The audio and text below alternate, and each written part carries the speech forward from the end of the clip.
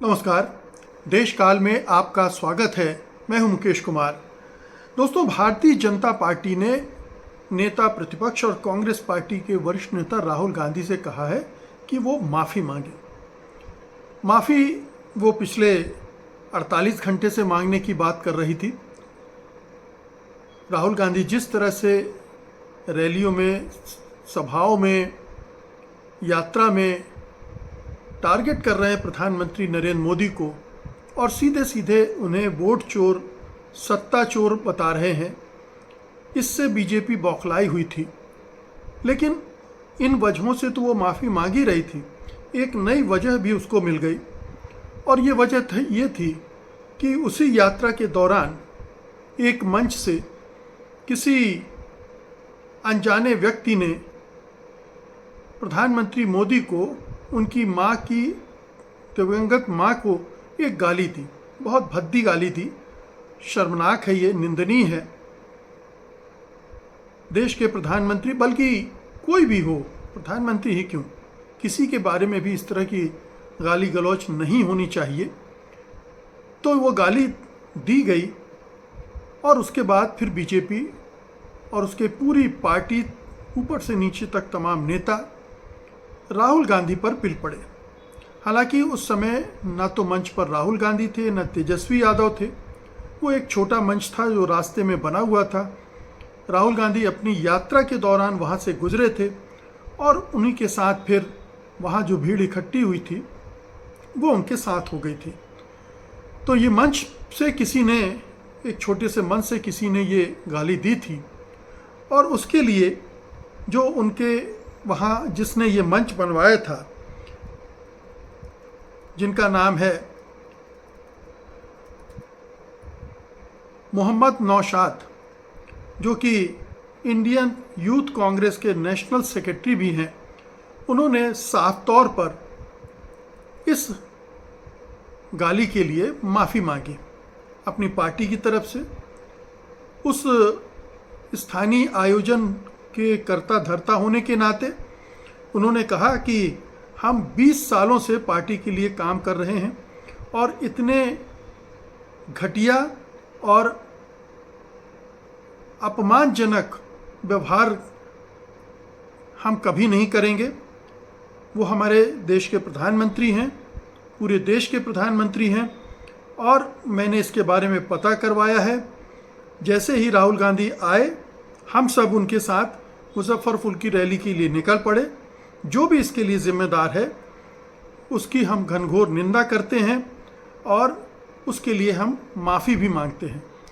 तो कांग्रेस पार्टी की तरफ से जो आयोजन करता थे उन्होंने माफ़ी भी मांग ली है। इसके बावजूद बीजेपी चाहती है कि राहुल गांधी ही माफ़ी मांगे। सवाल उठता है कि क्या राहुल गांधी को माफ़ी मांगनी चाहिए? अगर आप मुझसे पूछेंगे तो मैं कहूँगा बिल्कुल माफ़ी मांगनी चाहिए। इसमें कोई हेठी नहीं होनी चाहिए।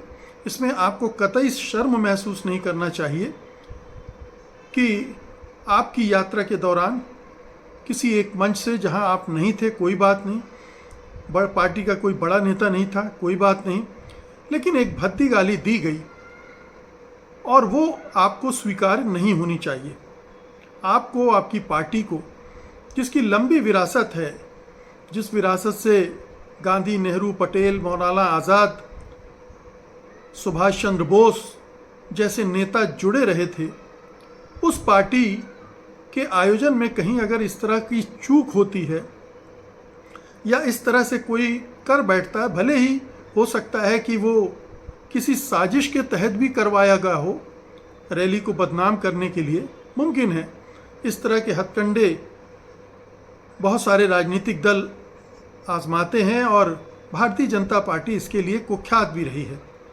तो हो सकता है कि वो ये भी हुआ हो, लेकिन फिर भी चूंकि इस यात्रा का नेतृत्व राहुल गांधी कर रहे हैं, उन्हें इसकी जिम्मेदारी लेनी चाहिए और प्रधानमंत्री से खेद प्रकट करना चाहिए और इस घटना की निंदा भर्त्सना तो खैर वो उनकी पार्टी कर ही रही है। ये एक अच्छा संकेत होगा पूरी राजनीतिक संस्कृति के लिए, उस राजनीतिक संस्कृति के लिए जिसको बिगाड़ने के जिम्मेदार और कोई नहीं, प्रधानमंत्री मोदी, गृह मंत्री अमित शाह, उनकी पार्टी और उनकी अंधभक्तों की सेना रही है। खुद प्रधानमंत्री मोदी मंचों से इस तरह की भाषा का इस्तेमाल करते रहे हैं विपक्ष के नेताओं के लिए, और ख़ास तौर से सोनिया गांधी के लिए, राहुल गांधी के लिए, गांधी परिवार के लिए। सोनिया गांधी को उन्होंने जर्सी गाय तक कहा था, और अभी हाल में जब उन्होंने उत्तर प्रदेश से चुनाव लड़ने के बजाय राजस्थान से राज्यसभा का चुनाव लड़ा और संसद पहुंची, तो इस पर भी उनकी भाषा कोई सम्मानजनक भाषा नहीं थी। वो भाग गई, उसने वहाँ से चुनाव लड़ा और वहाँ से आ गई, इस तरह की भाषा का इस्तेमाल उन्होंने किया है और पहले भी किया है। ये मुझे दोहराने की ज़रूरत नहीं है। आप सब सुधी दर्शक हैं, लगातार फॉलो करते रहे हैं प्रधानमंत्री मोदी के वक्तव्यों को, बयानों को, ख़ास तौर पर चुनाव के दौरान जब वो देते हैं या इतर भी, वो कभी चूकते नहीं हैं। बहुत ही कड़वी, घटिया, निचले दर्जे की भाषा का इस्तेमाल करने से वो बाज नहीं आते। और यही हाल अमित शाह का है, गिरिराज सिंह का है, निशिकांत दुबे का है, अनुराग ठाकुर का है, कपिल मिश्रा का है, परवेश वर्मा का है, राजा सिंह का है, तेजस्वी सूर्या का है। ऐसे दर्जनों नेता हैं बीजेपी में जो हर दिन गाली गलौज करते हैं, और उन्होंने पूरी राजनीतिक संस्कृति को गाली की संस्कृति में तब्दील कर दिया है। गाली मतलब सिर्फ वही नहीं जिसमें किसी तरह की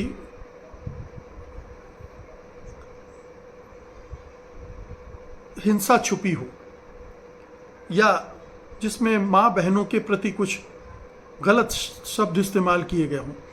ओवरऑल उनकी जो भाषा का कलेवर होता है, आप अगर वो देखेंगे तो वो गालियों की ही भाषा होती है, जिसमें नफरत होती है, हिंसा होती है। तो ये पूरी जो राजनीति की संस्कृति बनी है पिछले 11 सालों में, जिसे कहते हैं कि सार्वजनिक संवाद की भाषा क्या होनी चाहिए। जब हम पब्लिक में डिस्कोर्स कर रहे होते हैं तो हमें भाषा का संयम किस हद तक बरतना चाहिए, ये सारी मान मर्यादा टूटी हैं 2014 के बाद।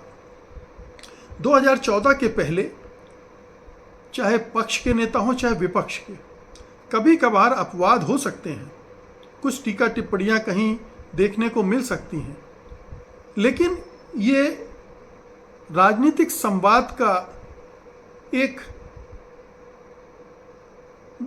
आचरण ही नहीं बन गया था कि इसी अंदाज में राजनीतिक संवाद होगा, सार्वजनिक संवाद होगा। ये मोदी एरा की देन है, जिसने पूरे राजनीतिक माहौल को प्रदूषित कर दिया है और जिसमें सामान्य व्यवहारिक और शिष्टाचारिक मर्यादाओं को भी ताक पर रख दिया गया है। अटल बिहारी वाजपेयी हों, लाल कृष्ण आडवाणी हों, जसवंत सिंह हों, यशवंत सिन्हा हों, वो एक पूरी पौध थी। इवन अरुण जेटली, सुषमा स्वराज को भी आप जोड़ सकते हैं। कभी वो इस हद तक नहीं गई। सुषमा स्वराज से भी कुछ बार चूक हुई, लेकिन इसके बाद जो सिलसिला शुरू हुआ है वो हमने देखा है कि स्मृति ईरानी किस तरह के भाषण देती हैं सदन के अंदर, और बल्कि सदन के अंदर बीजेपी के सांसदों ने गाली गलौज भी किया है, और जिस पर प्रधानमंत्री मोदी चुप रहे हैं, गृह मंत्री चुप रहे हैं, पूरी जो टॉप लीडरशिप चुप रही है, और लोकसभा अध्यक्ष तक चुप रहे हैं, खामोश रहे। तो जो कुछ हो रहा है अब देश में, उसके लिए जिम्मेदार, असल गुनहगार कौन है? क्या नेता प्रतिपक्ष हैं? राहुल गांधी का हिंदी में उतनी पकड़ नहीं है, तो जब वो हिंदी में बोलते हैं तो कई बार चूक जाते हैं। हालांकि इससे उन्हें छूट नहीं मिल जाती है, लेकिन फिर भी वो ये ध्यान रखते हैं कि इस तरह की चीज़ें ना हो। जहाँ तक प्रधानमंत्री के बारे में तू तड़ाक से बात करने की बात है, तो माहौल इतना सरचार्ज हो गया है, इतना गर्म कर दिया गया है, चार्ज कर दिया गया है कि उसमें अब ऐसा लगता है कि अगर सत्तारूढ़ दल से मुकाबला करना है तो विपक्ष के पास भी ऐसी तीखी भाषा होनी चाहिए, उसी अंदाज में बात करनी पड़ेगी, आपको ईंट का जवाब पत्थर से देना पड़ेगा, ऐसा लगता है। हालांकि व्यक्तिगत तौर पर मैं तो ये कहूँगा कि विपक्ष को उस निचले स्तर पर नहीं उतरना चाहिए जो मोदी शाह की पार्टी और उनका गठबंधन जिस स्तर पर उतर आया है। उसे अपनी विशिष्टता बनाए रखनी चाहिए, अपनी शालीनता का अतिक्रमण नहीं करना चाहिए, असभ्य नहीं होना चाहिए। और ये एक चुनौती है, ऐसे माहौल में ये धैर्य रख पाना, ये संयम रख पाना, ये बड़ा मुश्किल काम है। लेकिन अगर जो टॉप लीडरशिप है, अगर वो धैर्य खोएगी तो फिर जो निचले स्तर के नेता हैं वो फिर उसमें छूट लेने लगते हैं और वो तमाम मर्यादाएं लागने लगते हैं, जैसा कि बिहार में हुआ। हो सकता है कि वो कांग्रेस का कोई छुटभैया नेता रहा हो जो अपना आपा खो बैठा हो और जिसकी परवरिश कांग्रेस के उस वातावरण में न हुई हो जिसमें गांधी नेहरू की परंपरा का ख्याल रखना ज़रूरी होता है, ये समझाया जाता है। तो इस तरह की गड़बड़ियां होंगी। गड़बड़ियां पहले भी हुई हैं, कांग्रेस की तरफ से कई ऐसी बातें की गई जिसे ट्विस्ट करके बीजेपी ने भुनाया है। जैसे कभी सोनिया गांधी ने मोदी को मौत का सौदागर कहा था और माना जाता है कि उसका फ़ायदा नरेंद्र मोदी ने उठाया गुजरात चुनाव में और उनको हमदर्दी मिली और वो चुनाव जीत गए। इसी तरह से कांग्रेस के एक वरिष्ठ नेता है मणिशंकर अय्यर, बहुत बुद्धिजीवी हैं, बुद्धिमान व्यक्ति हैं, लेकिन उन्होंने एक शब्द कह दिया था कि नीच। हालांकि उनका मतलब वो नहीं था, जिस मतलब को निकाल के नरेंद्र मोदी ने हमदर्दी बटोरने की कोशिश की, चुनावी फ़ायदा उठाने की कोशिश की, वो दूसरे संदर्भों में था। लेकिन बीजेपी इसमें माहिर है, इसलिए अगर ये जो गाली हुई है, अगर बीजेपी इसको आने वाले चुनाव में भुनाने की कोशिश करेगा तो आप हैरत में नहीं पड़िएगा। खुद प्रधानमंत्री किसी सभा में आपको आंसू बहाते दिख जाएंगे इस मामले में, इसका जिक्र करते हुए, और पुरानी गालियों का भी हिसाब किताब देने लगेंगे कि कैसे मुझे इतनी बार गालियां दी गई हैं। उनके पास जो गालियां उन्होंने दी है दूसरों को, उनका कोई हिसाब किताब नहीं होता है, उसका जिक्र नहीं करते हैं वो। तो ये एक चुनावी नुकसान भी ये इस तरह की हरकतें कर सकती हैं, ये भी ध्यान रखना पड़ेगा विपक्ष को। हालांकि अब बिहार में जिस तरह का माहौल बन गया है उसमें संभावना कम है कि इस तरह की एक घटना से पूरी जो महागठबंधन की राजनीति वो प्रभावित होगी, या तेजस्वी यादव या राहुल गांधी की छवि पर कोई असर पड़ेगा, ऐसा लगता नहीं है। और ऐसा इसलिए भी नहीं लगता है क्योंकि प्रधानमंत्री मोदी और नीतीश कुमार की छवि इतनी रसातल को चली गई है कि लोग देख चुके हैं कि उन दोनों और इन दोनों में कितना फर्क है। तो इसका नुकसान तो उस तरह से नहीं होगा, नहीं होना चाहिए। लेकिन भविष्य की राजनीति आप गढ़ने चले हैं, अगर आप एक वैकल्पिक राजनीति देना चाहते हैं देश को, तो वैकल्पिक राजनीति की भाषा भी दूसरी होगी। वो भाषा नहीं होगी जो आज का निज़ाम बोल रहा है। आपको एक दूसरी प्यार की भाषा, जो राहुल गांधी कह रहे हैं, भारत जोड़ने की भाषा, नफरत के बजाय प्यार की भाषा, आपको सार्वजनिक संवाद में उस भाषा का इस्तेमाल करना पड़ेगा।